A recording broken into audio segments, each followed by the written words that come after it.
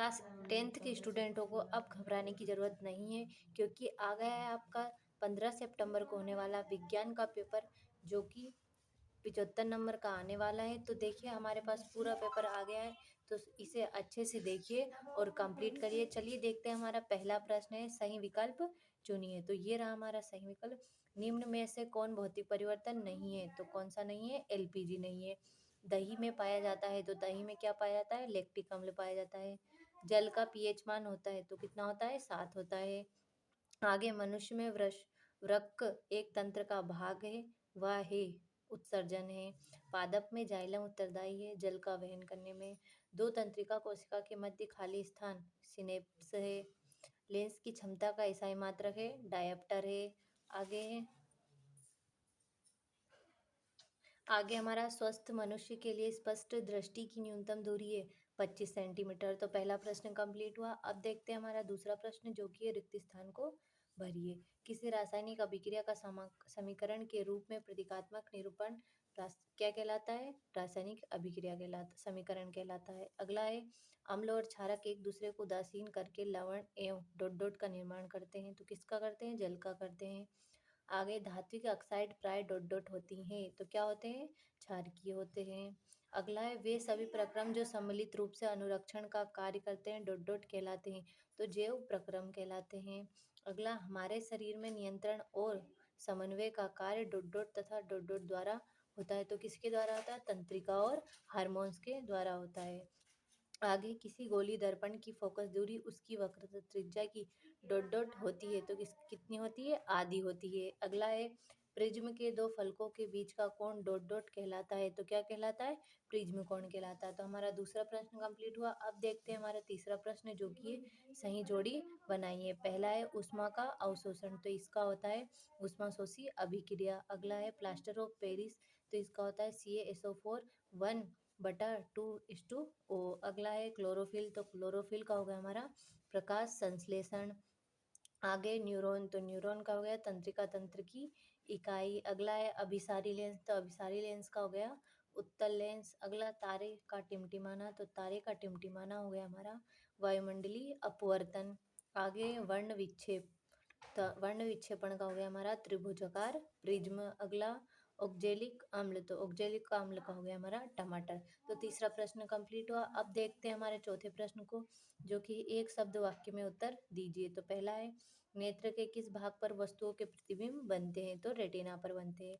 दर्पण सूत्र लिखिए, तो दर्पण सूत्र है 1/f equal 1/v plus 1/u। अगला है, लेंस की क्षमता के लिए सूत्र लिखिए और उसका मात्रक भी लिखिए। तो इसकी सूत्र है P इक्वल 1/f और इसका मात्रक है डायप्टर। अगला है, वायु की अनुपस्थिति में होने वाले श्वसन को क्या कहा जाता है? तो क्या कहा जाता है? अवायवीय श्वसन कहा जाता है। आगे है, प्रतिवर्ती क्रिया को कौन नियंत्रित करता है? तो कौन नियंत्रित करता है? मेरुरज्जु नियंत्रित करता है।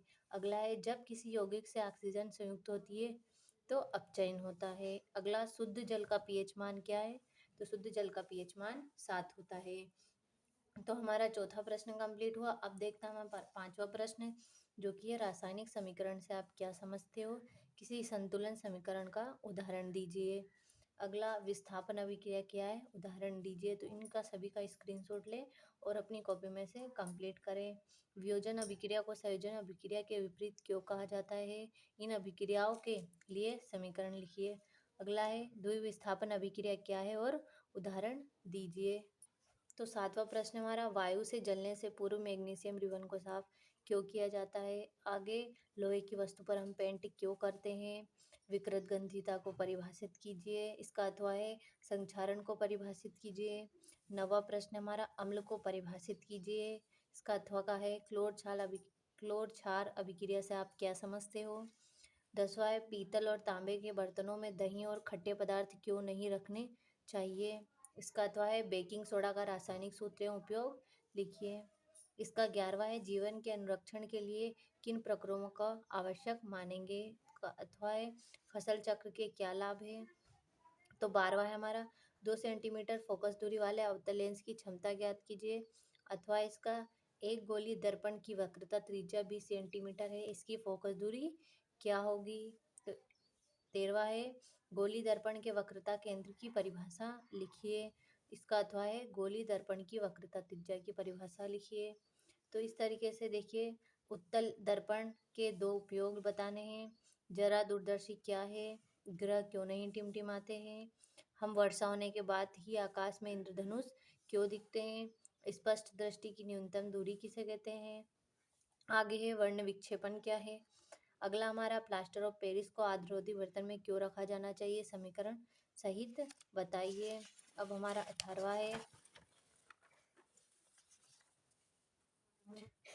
17वां का अथवा है उदासीनीकरण अभिक्रिया को उदाहरण सहित समझाइए। हमारा 18वां है धमनी और शिरा में अंतर स्पष्ट कीजिए। अथवा है इसका वायवीय और अवायवीय श्वसन में अंतर स्पष्ट कीजिए। तो हमारा 19वां है अवतल दर्पण के कोई 3 उपयोग लिखिए। अथवा इसका आयताकार कांच के गुटके से प्रकाश के अपवर्तन को आरेख खींचिए। 20वां है प्रतिवर्ती चाप को नामांकित चित्र बनाना है। तंत्रिका कोशिका के कार्य भी बताने हैं। 21वां हमारा ऊष्माक्षेपी और ऊष्माशोषी अभिक्रिया को उदाहरण सहित बताना है। अब अगला है इन समीकरणों को संतुलित करना है, जो कि 4 समीकरण दे रखे हैं हमको, इनको हमें सभी को संतुलन करना है। 22वां है मानव के श्वसन तंत्र का नामांकित चित्र बनाइए। और इसका अथवा का है मानव हृदय का नामांकित चित्र बनाइए। तो हमारा 22वां भी कंप्लीट हुआ। तो मैंने आपको पूरा पेपर अच्छे से पढ़ के बताया, अब आप इसे अच्छे से कंप्लीट करें।